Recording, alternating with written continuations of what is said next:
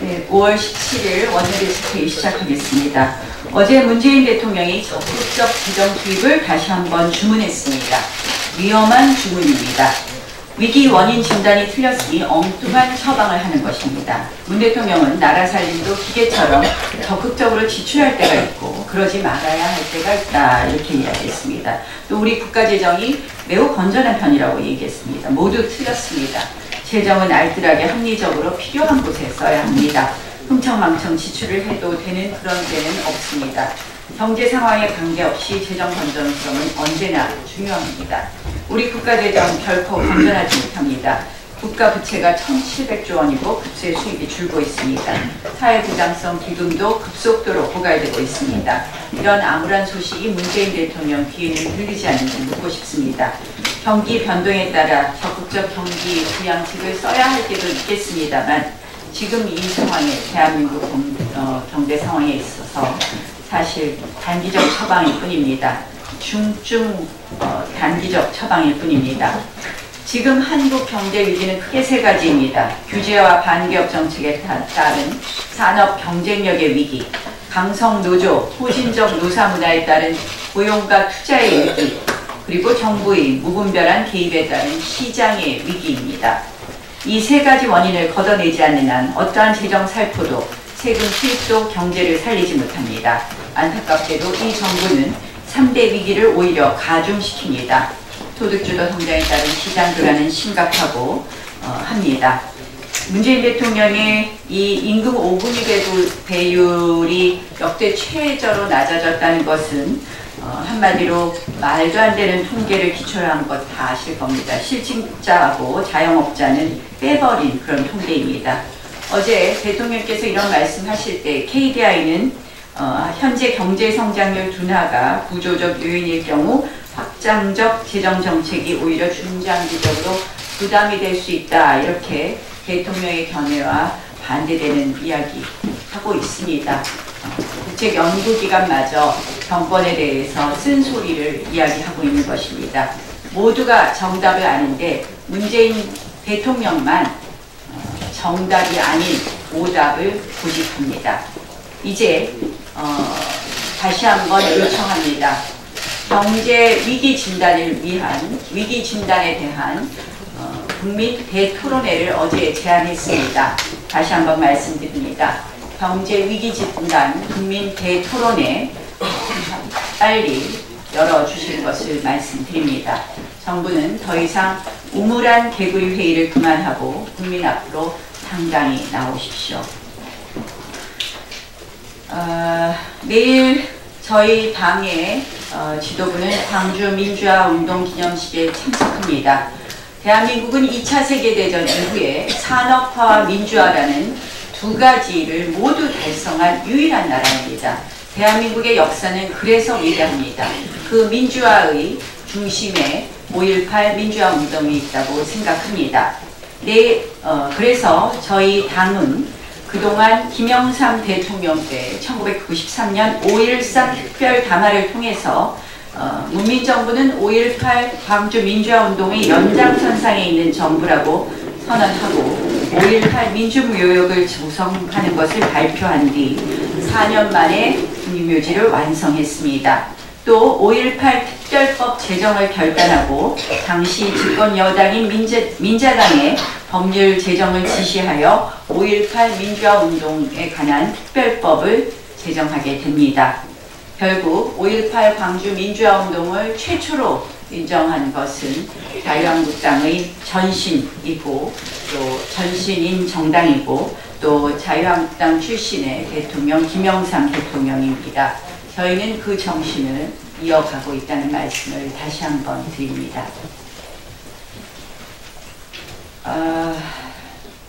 어제 여론조사에 대해서 저희 당이 민주당 당대표 한마디에 따라서 여론조사가 갑자기 출렁거리는 것에 대해서 이의를 제기했습니다. 의문을 제기했습니다. 그랬는데 드디어 의문이 풀렸습니다. 오늘 모 언론사 보도에 따르면 이 어제 행한 여론조사의 샘플에 보면 문재인 대통령 찍은 응답자가 53.3%나 된다고 합니다. 홍준표 후보는 13%, 안철수 후보는 11.7%입니다. 일반적으로 집권 직후 대통령 지지율이 압도적으로 좋을 때는 본인이 대통령 안 찍었다고 해도 대통령 찍었다고 합니다. 그러나 지금 국정조사에 대한 지지도가 비등비등할 때는 찍었던 사람이 안 찍었던 사람이 찍었다고 할 리는 만무합니다. 결국 이 여론조사는 샘플 자체가 왜곡되었다는 것이 명백합니다. 결국 전체 유권자 대비 이 문재인 대통령 지지층이 과대평가된 여론조사였습니다.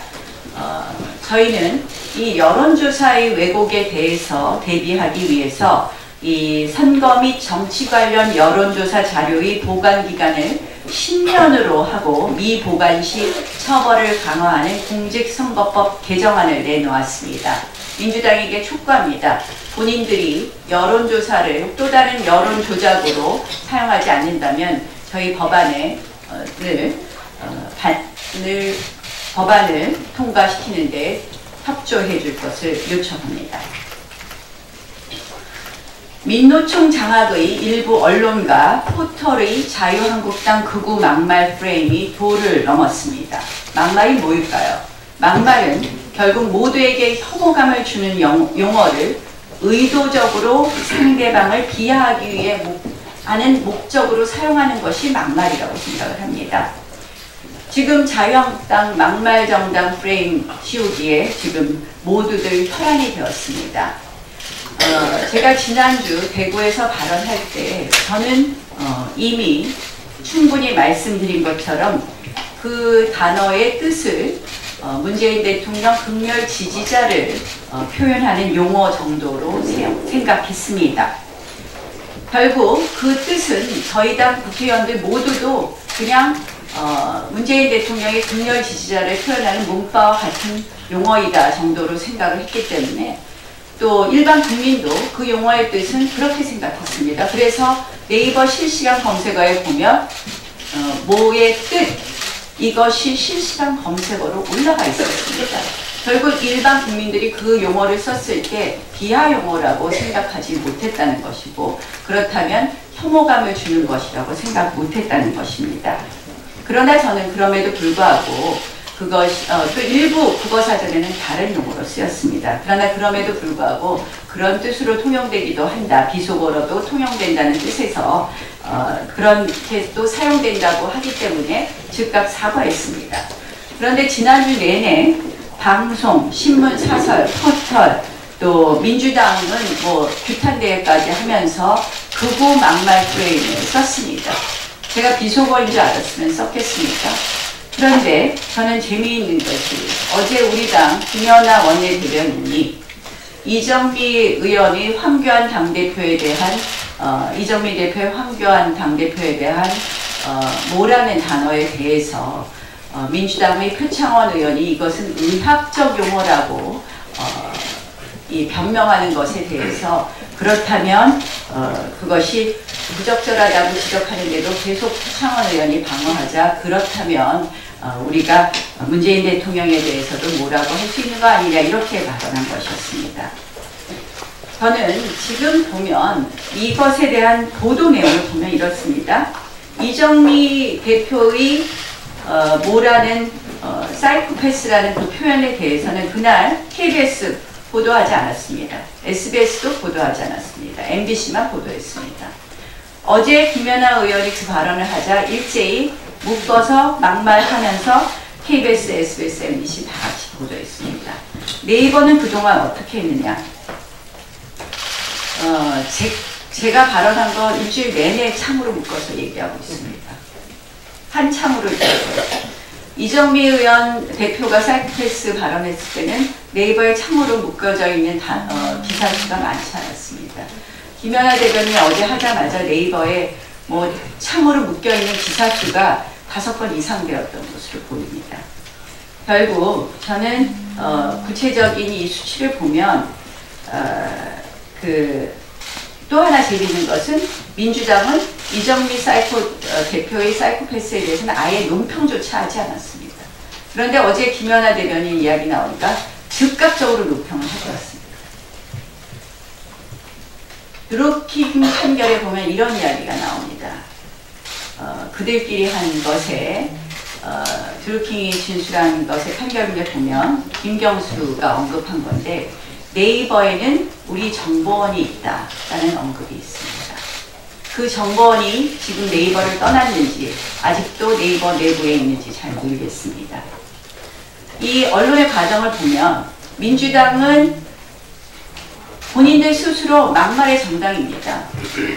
이해찬 대표 도둑놈이라고 말했습니다. 도둑놈 무슨 뜻인지 온 국민이 알고 있습니다. 우리 당을 도둑놈이라고 이야기하고 있습니다. 그리고 그동안 뭐 민주당이 한 막말에 대해서 다 언급하지 않겠습니다. 그런데 일단 우리 당이 뭘 하면 민주당이 이중잣대로 논평을 하고 안 하고 하는 것은 물론입니다. 언론은 이것을 보도 건수에서 드러나는 것처럼 편향적으로 보도합니다. 그 다음 세 번째, 포털은 이것을 확대 재생산합니다. 왜 그럴까요? 저는 결국 반정부, 반권력을 향한 목소리를 조기에 차단하기 위한 것이라고 생각을 합니다. 자기들에게 불리한 용어는 일반인들에게 급격히 확산되기 전에 그가 사용하는 나쁜 용어라는 프레임을 씌워서 확산을 막으려는 의도이다. 결국 한국당이나 우파 세력이 활용하면 끊임없는 막말 극우 발언으로 몰며 이미지를 깎아내리고 있습니다. 이것이 바로 전체주의의 시작이며 표현의 자유의 탄압입니다. 저희가 비록 부적절한 발언을 했다면 저희 스스로 앞으로 물론 조심하겠습니다. 저희도 더 조심해야 되는 부분이 있다면 조심하겠습니다. 그러나 이렇게 편파적인 극우 막말 프레임을 씌우는 것은 도를 넘어도 지나치게 넘었다는 말씀을 분명히 경고합니다. 여기에는 민주당과 함께하는 일부 민노총이 장악하는 언론과 그리고 민주당의 정보원이 있다고 하는 네이버 포털이 함께하는 공동 작품이라는 점을 다시 한번 말씀드립니다.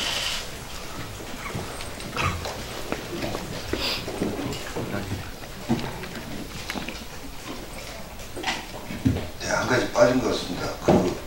그거를 또 여기서 여론조사 결과에 바로 반영하는 여론조사 회사 소리입니다. 네, 앞서 대표님께서 말씀하셨지만 정치의장으로서 재정 문제 말씀드리지 않을 수가 없습니다. 문재인 대통령 입만 열면 돈 풀기, 이 정권이 할 줄 아는 거라고는 세금 쏟아붓는 것밖에는 없습니다. 어제 재정에 과감한 역할을 주문을 하면서 또 추경안을 신속하게 국회에서 논의해달라고 대통령 얘기했는데, 자, 돈을 이렇게 마구 쏟아붓는 것 자체만으로도 엄청난 문제지만 쏟아부어서 효과라도 있으면 그래도 좀 뭐 할 말이 있을 테지만, 지금 어땠습니까? 일자리 예산 한 80조 뭐 이렇게 쏟아부었지만 역대 최악의 실업 대란 겪고 있지 않습니까? 또 이 영세 소상공인 지원하겠다면서 일자리 안정자금이라고 이름만 또 조금 바꿔서 매년 투입했지만 문 닫는 자영업자가 속출하고 있습니다. 또 국가가 알아드리겠다면서 문재인 케어한 지 1년 만에 건보 재정 적자로 돌아섰습니다. 전 정권에서 대비해놨던 적립금 털어쓰고 있습니다. 곧 고갈될 거라고 합니다. 한마디로 이 문재인 대통령은 우리 경제를 말 그대로 달아빠진 신발 밑창처럼 만들고 있습니다. 이 달아빠진 신발 밑창을 뜻하는 단어가 그 단어인 줄 저도 이번에 알았습니다. 정말 요즘 죄 없는 달의 순환 시대입니다. 달님에게 미안합니다, 참. 정말 정치도 경제도 문제는 문재인이라는 이 말을 새겨 들어야 할 것입니다.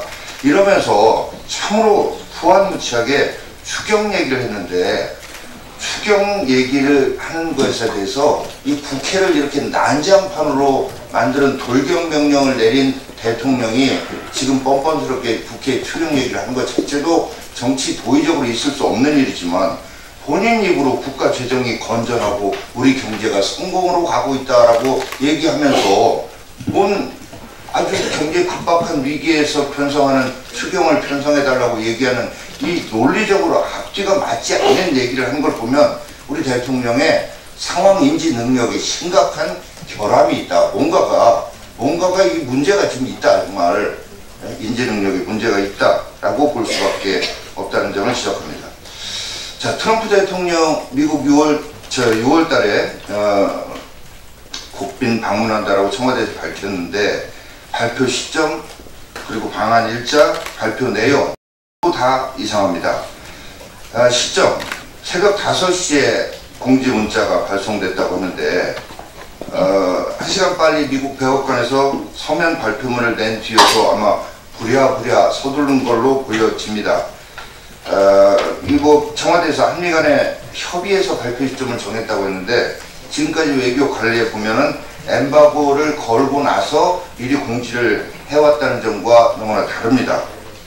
그리고 방한 일자도 국빈 방문인데도 불구하고 구체적인 방한 날짜, 일정 공개도 되지 않는 거, 이것도 참 이상합니다.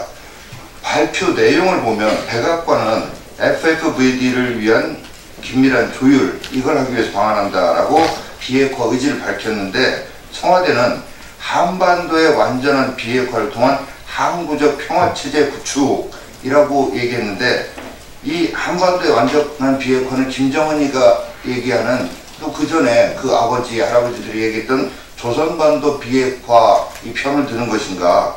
그리고 평화체제, 평화하는데, 평화는 모태평도, 김일성도 또 김정일이도 다 공통적으로 이 공산주의자들이 평화공세, 유화공세할 때 쓰는 선전용어일 뿐이라는 것은 많은 사람은 다 아는 것 아니겠습니까? 이런 청와대의 발표를 보면서 이게 김정은이의 주문대로 이제 이 정권이 중재자의 역할을 그만두고 당사자의 역할로 본격적으로 나선 것이 아니냐라고 묻지 않을 수 없습니다. 이상입니다.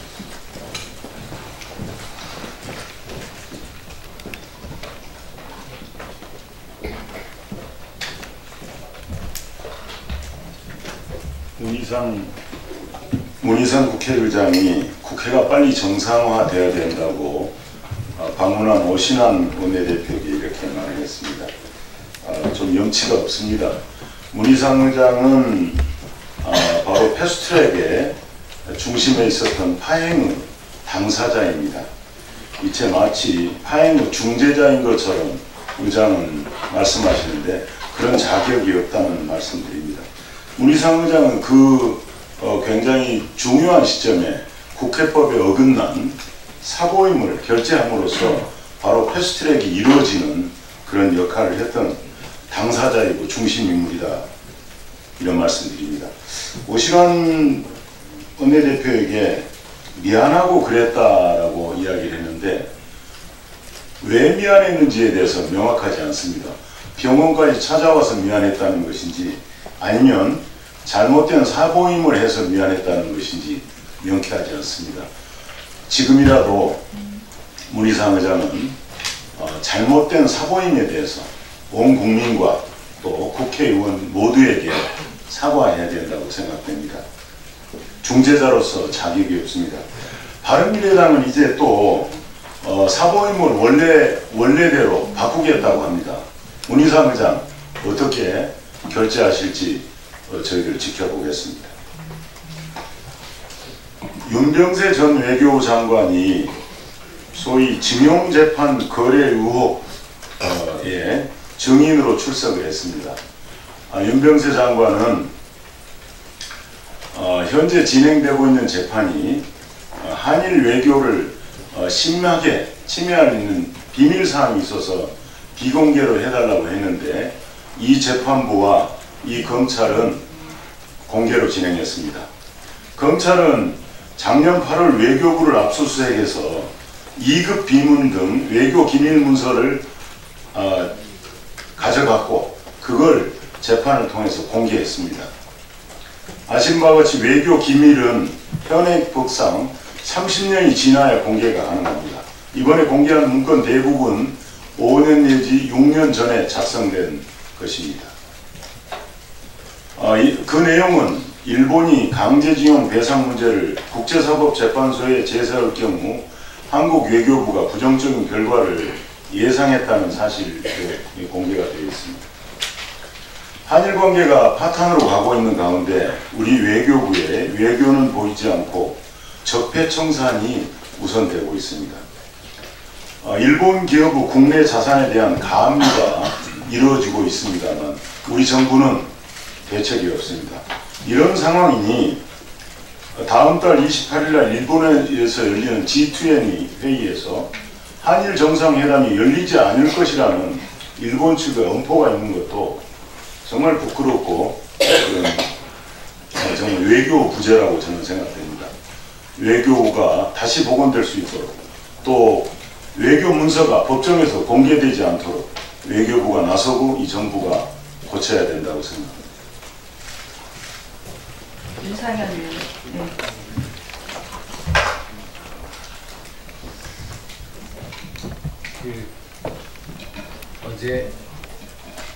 어제 트럼프 대통령이 6월 말 한국을 방문한다는 발표가 나왔습니다. 좀 전에 정책 의장님께서 말씀하신 대로 구체적인 날짜, 주요 일정은 나와 있지 않고 6월 말이 전부입니다. 이번 한미 정상도 일종의 요식 절차로 끝날까봐 우려되는 게 사실입니다. 이번 정상회담이 중요한 이유는 아시다시피 작년 4월 북한의 김정은이 판문점 회담에서 문재인 대통령에게 1년 내에 비핵화를 하겠다고 약속을 했습니다. 그런데 지난 1년 동안 북한이 한 비핵화 조치는 단 하나, 작년 5월 말 풍계리 핵시험장 갱도 있고 폭파 쇼밖에 없습니다. 오히려 그동안 북한은 핵무기를 6개를 생산할 수 있는 핵물질을 추출해냈고 지금도 추출하고 있고 지금도 미사일 능력을 고도화하고 있습니다. 그래서 이번에 한미 정상회담은 두 가지를 정리하는 회담이 돼요. 첫째, 한국과 미국이 한반도 비핵화에 대한 정의를 분명하게 해야 합니다. 한국과 미국이 한반도 비핵화가 무엇을 의미하는지 하나의 정의, 같은 뜻으로 말하고 이해해야만 다음 단계로 나아갈 수가 있습니다. 둘째는 우리가 얘기한 한반도 비핵화, 그것은 북한의 비핵화입니다. 북한의 비핵화를 향한 전략에 대한 입장 차이를 분명하게 정해야 합니다. 어제도 백악관은 북한의 최종적이고 완전하게 검증된 비핵화 FFVD를 강조한 반면 청와대는 한반도 평화체제 구축을 강조했습니다. 보는 것이 다르고 가려는 길이 다르고 있습니다. 이래서는 안 됩니다. 시간이 없습니다. 북한의 핵무장 속도 지금도 가속화하고 있습니다. 그래서 6월 말 한미 정상회담이 북한의 비핵화에 대한 목표, 전략을 분명하게 정리하는 회담이 되어야 합니다. 이상입니다. 정유섭 의원님 먼저 하시고 경제 부분을 말씀하실 의원님들 나누십니까?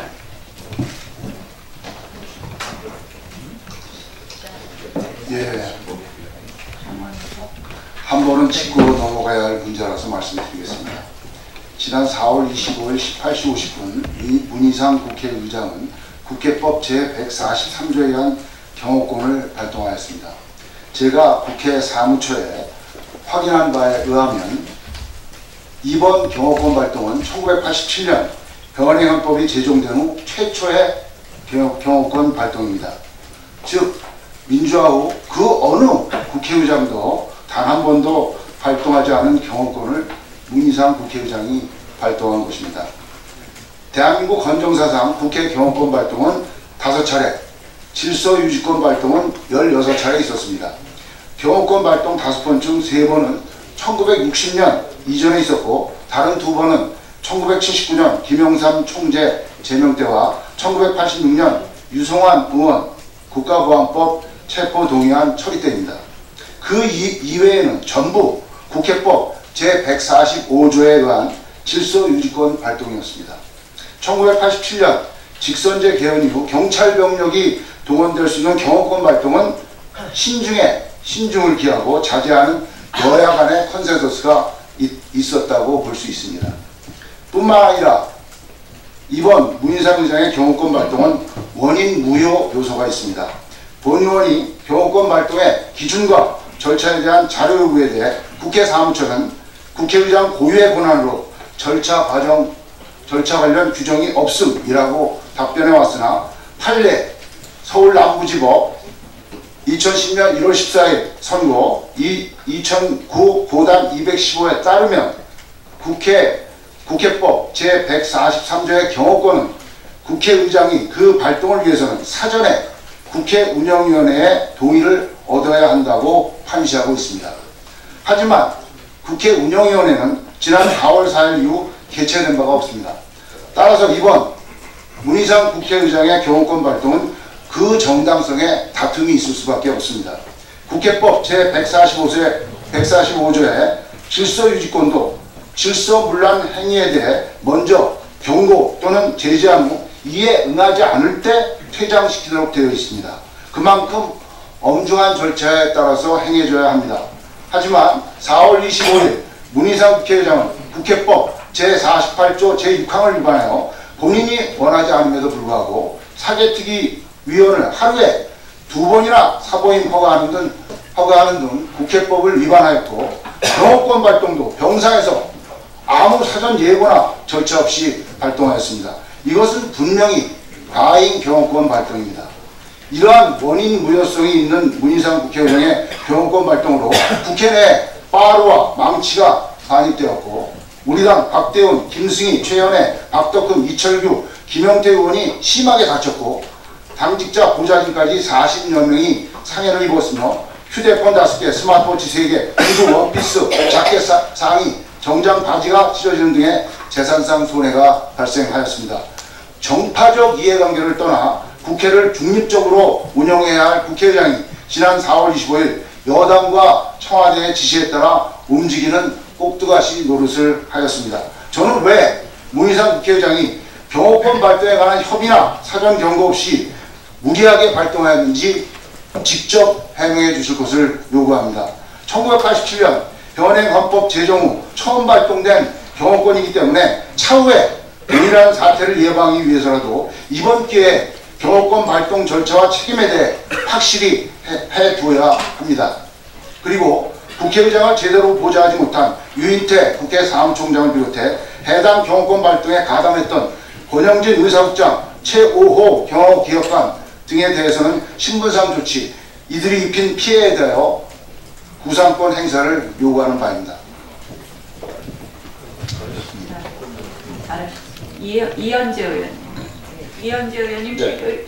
최교 의원님, 송원석 의원님 정제 발언하시고 네, 소태경활 특위 위원장입니다. 감사합니다. 원내대표께서도 말씀하셨지만 어제 대통령께서 재정전략회의를 하면서 대한민국 경제가 아주 탄탄하다고 말씀하셨는데 현실은 정반대된다 하는 말씀을 지적을 합니다. 한국 경제의 문재인 정부 2년의 참사항을 숫자적으로 보면 생산, 소비, 투자 트리플 부진입니다.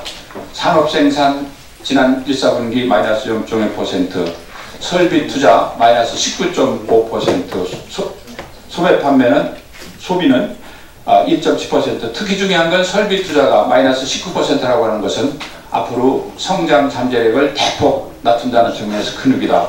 수출도 6개월 계속 마이너스입니다.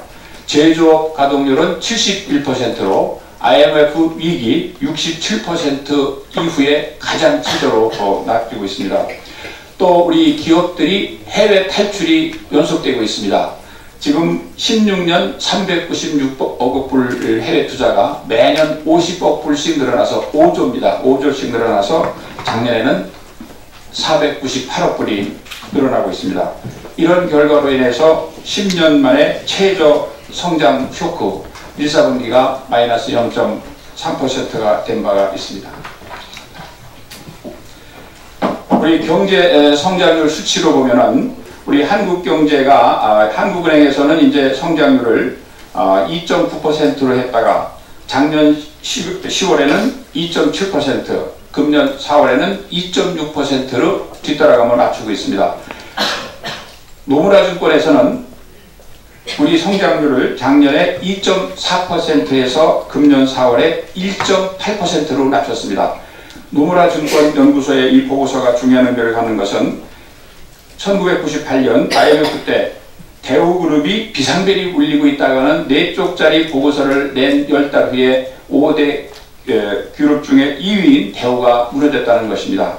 지금 노무라증권에서 1.8% 경제성장률 전망이 된 이후에 ING에서도 무디스 또 캐피탈 이코노미스트 모두 1%의 성장 전망을 하고 있다는 것입니다.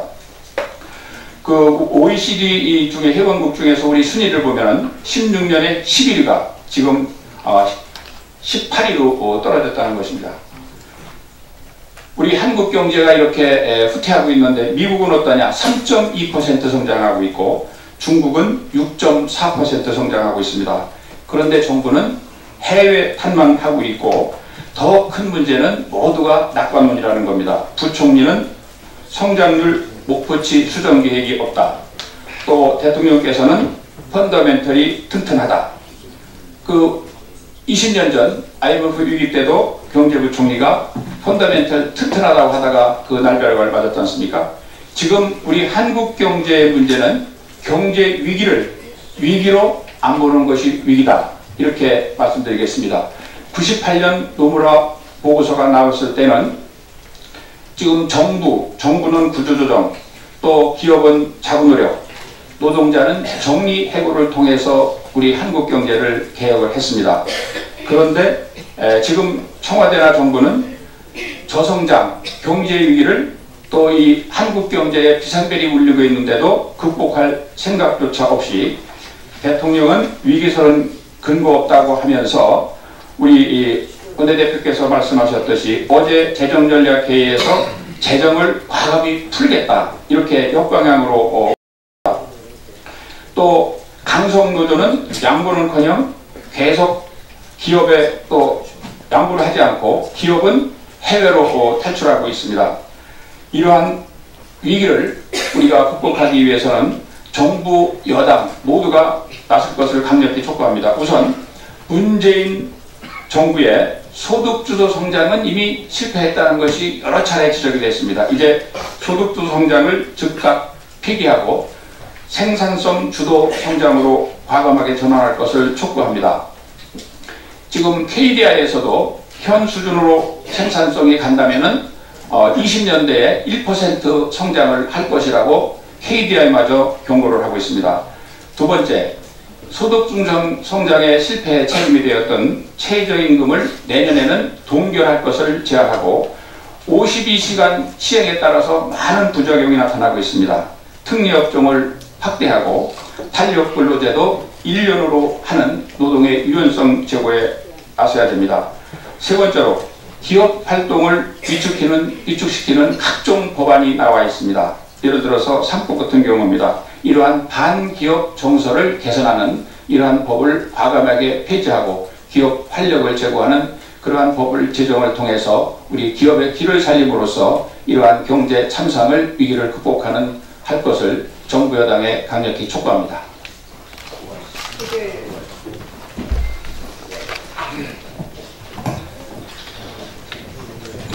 일자리 정부를 표방하며 청와대 일자리 현황판까지 설치한 이 정부의 일자리 참사에 대해서 어제 조선일보가 일면톱 기사로 실업민국, 대한민국이 아니라 실업민국, 19년 만에 실업률 최고 기록, 실업자 수 최대 기록, 청년 실업률 최대 기록, 이렇게 보도를 했습니다.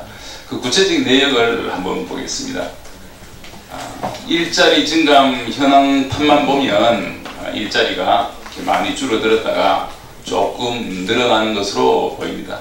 그런데 그 세부적인 내역을 한번 보겠습니다. 다음 판 한번 보여주십시오. 이것이 2017년 일자리 현황입니다.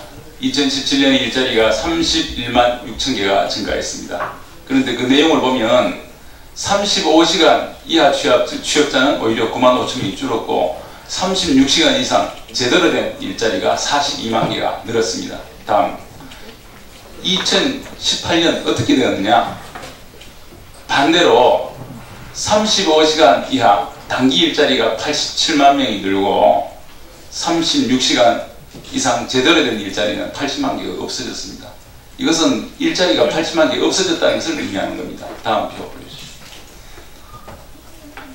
그리고 금년 일자리입니다. 지금 처음에 보여드린 것처럼 17만 개, 20만 개 늘어났다고 이 정부에서 얘기합니다만은 35시간 이하 단기 취업자가 65만 명이 늘어났습니다.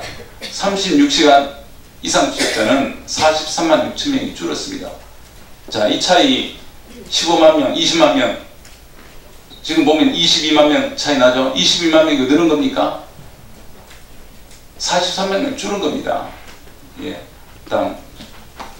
그래서 제대로 된 일자리 이렇게 오히려 줄었다는 것을 말씀드리고, 또 실제 경제 중추 30대 내지 40대 일자리는 말이죠. 27년에 보면 별로 안 줄었어요. 28,005만 밖에 안 줄었습니다. 근데 2018년 어떻게 됐냐 한번 볼까요? 30대 6만, 40대 11만 7천, 이렇게 해서 60대 일자리는 계속 늘어나고 30, 40대 일자리가 작년에 거의 17만 개가 줄었습니다. 네, 다음 표 보여주십시오. 그럼 또 금년에는 어떻게 됐느냐? 역시 30, 40대가 더 줄었습니다. 금년 1월에서 4월까지 30, 40대 합치면 26만 명 줄었습니다. 60대만 33만 명 늘었습니다. 그래서 겉으로 보는 수치하고 실제 내용은 많이 차이가 난다. 그리고 그 업종에 있어서도 경제 핵심 업종인 제조업과 또 소매업은 2017년에 보면 큰 문제가 없어요. 그런데 2018년에 어떻게 했느냐 한번 볼까요? 2018년에 제조업 또 소매업 경제 핵심 일자리가 저렇게 엄청 줄고 농업 늘어나고, 그 다음에 세금 일자리 이렇게 늘어나고 있습니다. 그리고 금년에는 어떻게 했느냐? 1월 4월 제조업 또 소매업이 더 일자리가 더 줄어들고 있습니다. 세금 일자리는 이렇게 늘어났습니다. 그래서 겉으로 보는 일자리 좀 회복된다는 거 전부 다 세금으로 만든 단기 일자리임을 말씀드립니다. 우리나라 무역 의존도가 80%입니다. 내수 비중이 20%밖에 안 됩니다. 일본이 저소득층 소득이 10% 늘어나고 이것이 정상적으로 다 소비가 돼도 경제 성장률에 도움이 되는 것은 0.01%밖에 안 된다고 제가 누차 말씀을 드렸습니다. 그런데 오히려 저소득층 소득이 줄어버렸습니다. 기업이 일자리를 창출하고 기업이 성장을 견인합니다. 기업은 점점 해외로 나가고 있는데 우리 정부는 여기에 대해서 어떤 대책을 갖고 있는지, 제가 이 표를 보니까요, 2013년에 해외로 나간 국내 기업이 3,000개, 2015년에는 3,200개, 2016년에는 3,300개, 2017년에는 3,400개, 작년에는 3,540개가 해외로 나갔습니다. 어제 검찰총장이 옷을 흔들어 보이면서 흔들리는 옷을 보지 말고 누가 이 옷을 흔드는지 보라고 그랬습니다. 검찰이 정치적 중립성을 지키지 못한 것에 대해서 사과하면서 흔들리는 검찰에 대해서 인정을 했습니다. 그러나 그 검찰을 누가 흔드는지 그것을 봐달라고 했습니다. 임기가 얼마 남지 않은 검찰총장이지만 정말 엄청난 고백을 한 것으로 생각이 됩니다. 세계의 유례를 찾아볼 수 없는 공수처, 또 대통령제 하에 연동형 비례대표제, 이런 정치적인 이해관계만 골몰하고 있습니다. 이제 경제에 모든 힘을 쏟아 주시기를 촉구합니다. 이상입니다. 송원석 의원이 이제 해야 되는데 송희경 의원이 토론회가 있으니까 송희경 의원 먼저 하고 그다음에 송원석 의원이 주시기 바랍니다. 네, 자유한국당 여성가족위원회 간사를 맡고 있는 송희경입니다. 국민들께서 가족을 어떻게 생각하십니까? 가족은 국가의 근간이 되는 조직입니다. 여성과 가족을 위하라고 만들어져 있는 여성가족부, 오직 국민을 위해서 성심을 다하고 정책을 전문적으로 시행해야 될 여성가족부가 현재 4사람만 챙기고 또 정부 부처의 제 역할은 하지 못하면서 눈치 정책만 하고 있는 것을 강력하게 규탄합니다. 청와대를 포함해서 정부 부처에도 총선 바람이 부는 것인지 벌써부터 마음이 콩밭에 가 있는 건지 참 기가 막히는 일을 하고 있습니다. 정책의 정쟁화에 몰두하고 있는데요. 누구를 위한 정책인지 한번 보고를 드리겠습니다. 먼저 최근에 되검의 과거사 진상조사단이죠. 고 장자연 씨의 증인인 윤지호 씨가 여러 의혹과 불씨를 남긴 채 캐나다로 출국했습니다. 또 그동안 했던 많은 발언들이 신빙성이 부족하다는 의견도 굉장히 대두되면서 논란이 증폭되어 있습니다. 이런 윤지호 씨에게 여성가족부가 3월 12일부터 3월 15일까지 숙소를 지원하는 등 여러 가지를 지원했다라는 것이 SBS 보도를 통해서 알려졌습니다. 이것은 2가지 문제를 지적하고자 합니다. 법적인 근거가 없는 지원과 보호입니다. 윤지호 씨는 성범죄의 피해자가 아닙니다. 또 피해자의 가족 또한 아닙니다.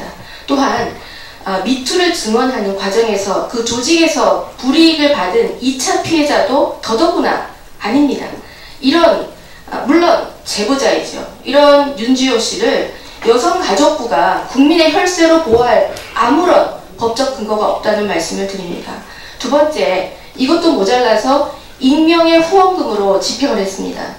여성가족부 산하기관인 한국여성인권진흥원의 기부금 100만원 중에 일부를 집행을 했는데 이것은 익명의 기부자가 3월 초에 기부했다. 그래서 이 익명의 기부금으로 윤지호 씨를 위해 기부한다고 했는데 이거는 역대 최초의 익명 기부자를 정부 산하기관이 지원한 것입니다. 절차와 규정을 아예 깡그리 무시하고 부처가 정쟁화 이슈몰이에만 전환되어서 이렇게 과욕을 부리는 것이 마땅한 것인지 반드시 그 확인과 절차를 검증해낼 것임을 알려드립니다. 5월은 가정의 달인데 다음 주면 5월 20일은 부부의 날입니다. 이 가정의 달, 정작 민생을 지켜야 될 이 정책은 뒷전을 하고 있고 얼마나 뒷전으로 내몰리고 있는지 나열하기도 버거운 상태입니다. 먼저 최근에 더불어민주당 출신의 경기 김포시 의회 전 의장 유승현 의장이 아내를 때려 숨지게 했습니다. 폭행치사 혐의로 현행범으로 체포되었습니다. 작년 11월에 여성가족부는 가정폭력을 방지한다면서 대책을 발표하고 발표만 했지 실행을 하지 못해 고작 반년 만에 일어난 일입니다. 긴급 임시조치, 접근 금지 등 여러 대책이 있었음에도 불구하고 여성가족부는 무엇을 했는지 현장에 가보기나 했는지 묻지 않을 수 없습니다. 또한 얼마 전에 있었던 여성가족부가 보낸 정부의 아이 돌보미에 금천구에서 일어났던 그 아이 학대 사건, 많은 국민들이 분노했고 저 또한 그 현장을 방문했습니다. 그거에 대해서 모니터링하고 실태 점검해서 정책을 발표한다고 했는데 과연 어떤 정책을 지금 하고 있는지 부모들은 도대체 정부가 뭐 하는지 반응이 싸늘합니다. 한 가지만 더 말씀드리죠. 위안부 피해자 할머니를 그동안 극진히 지원해 왔습니다. 이 피해자 할머니들이 지원금이나 일부 악의적인 가족들의 지원금을 대신 수령에 가는 그런 대리 수급 문제가 심각해서 실제 지원을 받아야 되는 위안부 피해자 할머니들은 거의 생활비가 없는 상황입니다. 자, 정부는 뭐 하고 있습니까? 사용 내역을 파악조차 할 수 없다라는 대답만 저희 방에 보내오고 있습니다. 법여권 인사들의 성비 문제는 끊임없이 발생하지만 내 식구라, 내 편이라 쓴소리 한 번도 못하고 있는 여성가족부, 과연 정부 부처가 맞는지 묻고 싶습니다.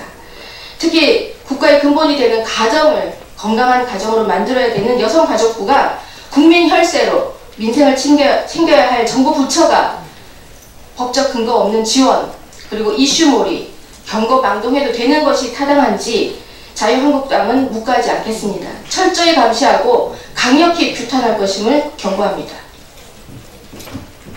송환석 의원님.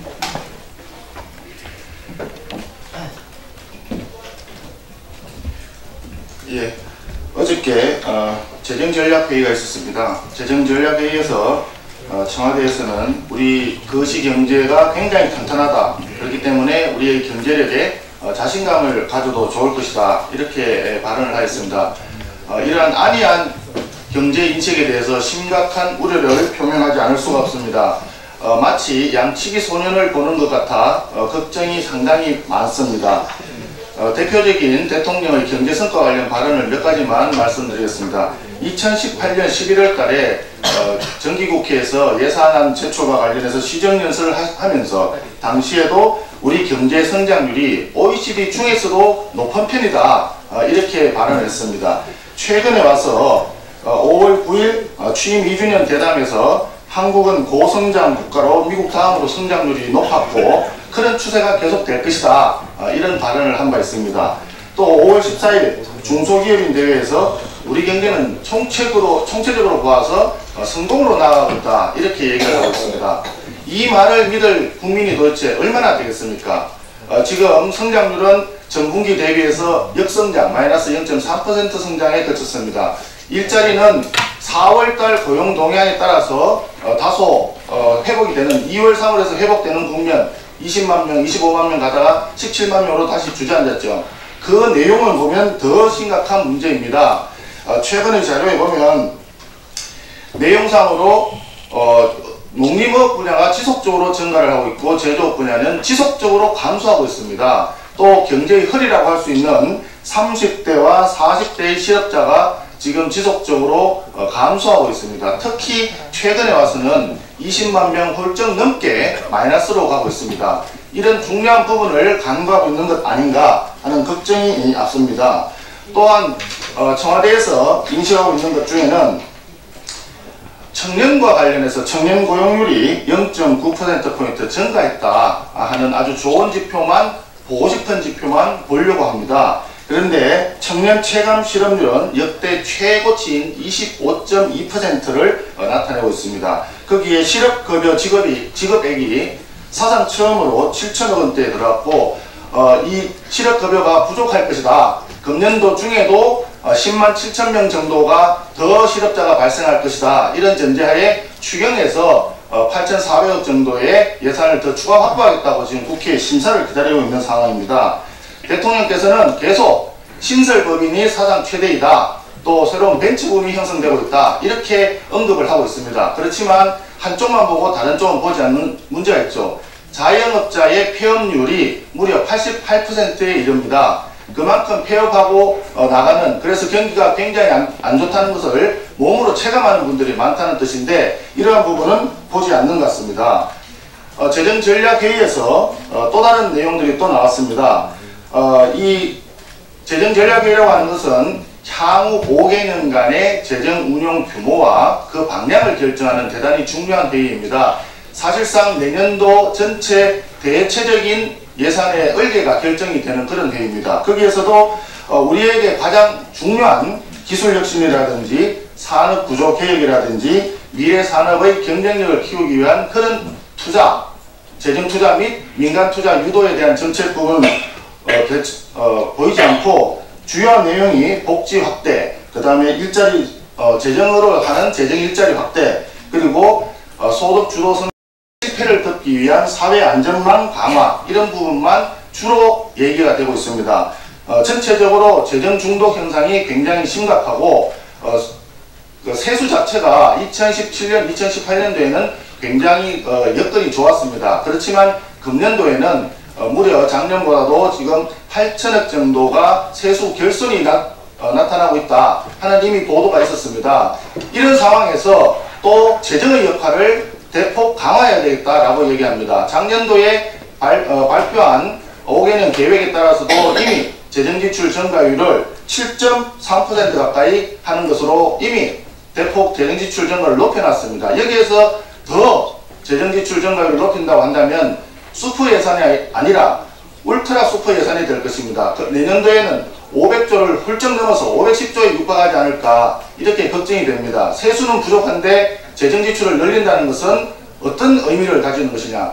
세수를 더 늘리겠다. 세입을 조세 개편을 통해 가지고 서민들의 등골을 휘게 하는 세수를 더 늘리겠다. 또는 미래 세대에 부담을 지우는 국채를 발행하겠다. 이런 얘기 반증이 아닐 수가 없습니다. 대단히 우려스러운 일입니다. 그래서 정부에 경고를 합니다.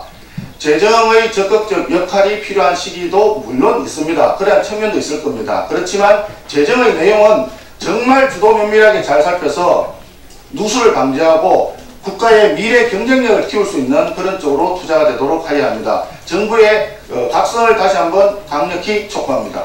네, 비공개로 하겠습니다. 네, 비공개로 전환하겠습니다.